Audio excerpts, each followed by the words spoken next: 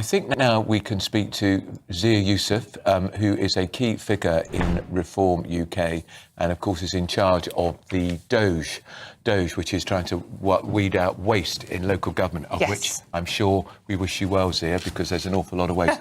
Can I ask you, first of all, how do you react to this comparison by a cabinet minister of Nigel Farage to Jimmy Savile? Well, good morning. I'm 38 years old. It's the most disgusting thing I've heard a politician say about another politician in the political arena that I can remember in my lifetime. It is an act of desperation from a government that is collapsing in real time before our very eyes. Their support is collapsing. They're 8 points now behind Reform, and that's before the Corbyn party's really gotten going, at which point I think there'll be 10 to 15 points. And ultimately, the man he has attacked so disgustingly will be the Prime Minister at the next general election, and he will be looking for a new job. Zia, what is Nigel Farage's reaction to this? I mean, if someone had said that about me, I'd be absolutely spitting feathers. Well, look, it's in some ways unsurprising that because this is a government that cannot win on arguments, it cannot win on the merits of debate and discussion. It wins only now by smearing opponents in disgusting ad hominem ways and by looking to censor speech. So I want to make a really important point. This notion that there is some dichotomy here between child safety and freedom of speech is total nonsense. If you look at what's actually happened since this law has come into force to maximal effect over the last 48 hours, what have we actually seen?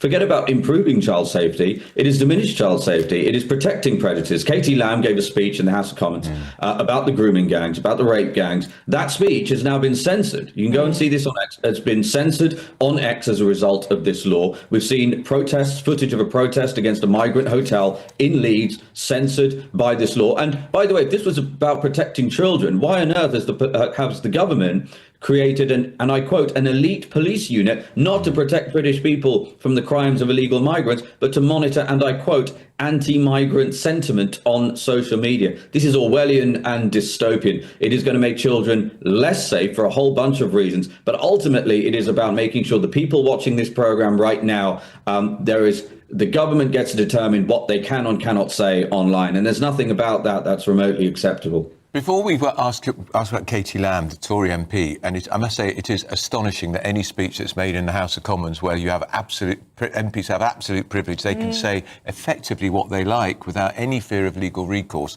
Can you explain why the government would be wrong to say scrapping this piece of legislation is not going to make it easier for perverts and paedophiles to be able to target children?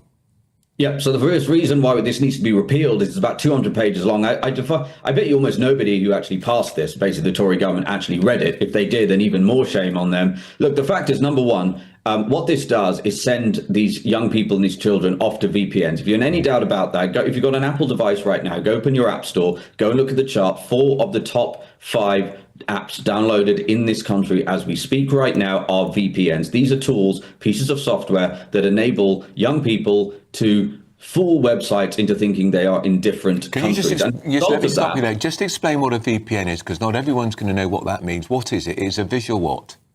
It's a virtual provider network. So what it does is it spoofs a different location to a given website. So you download this app, really simple, and you say, I want to pretend that I'm in Miami or in Denmark or in Holland, and the website thinks that's where you're from. And one of the reasons this is so pernicious is, number one, people who use VPNs are much more likely to end up in the dark web. And as a parent, I'll tell you, however horrific some parts of the internet are, once your kid goes down into the dark web, I promise you it is your worst nightmare. The second really important point about it is if you are using, as many parents do, the child protection tools with your ISP, whether it's Sky or BT, any of these broadband providers, you can monitor your child's internet use. These VPNs totally defeat those systems. So do not be, if you are a parent watching this, don't be fooled into the false sense of security given to you by these Labour ministers. By the way, this guy saying this stuff about Nigel, how on earth he is secretary and science secretary. From what I can tell, he's never worked in tech. He's never even worked in the private sector. He's done charity work in politics his whole life. So the kids that we are trying to protect supposedly here are running rings around. How will you protect the kids? How will a reform? But I want to emphasize the point again. Katie Lamb's speech was about rape gangs. I get that. And that is being censored. And we have an elite police force that is now, quote, monitoring anti-migrant sentiment. This is tyranny and authoritarianism by the back door. Okay, two questions. How will a reform government protect children from being abused online by perverts and paedophiles? And also, is Nigel Farage going to take legal action against Peter Kyle to demand a retraction?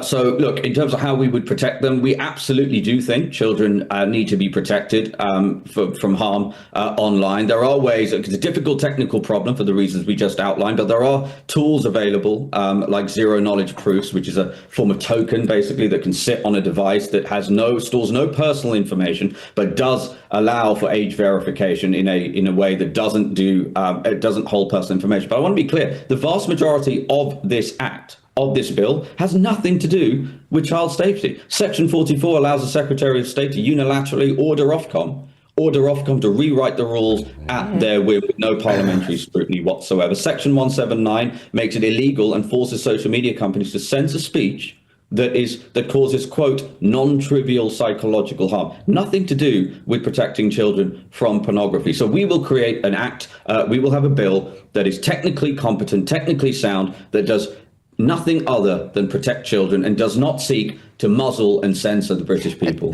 Zia, Nigel, the other question was, is Nigel going to take any form of legal action against Peter Kyle? Nigel's got good lawyers, and generally when Nigel engages lawyers, he wins. Let's see what happens. Look, I think the British people, my personal view on this is that British people are going to see this for what it is, which is some of the last acts of a desperate Labour government that is sinking in the polls and clearing the path for Nigel to be the next Prime Minister.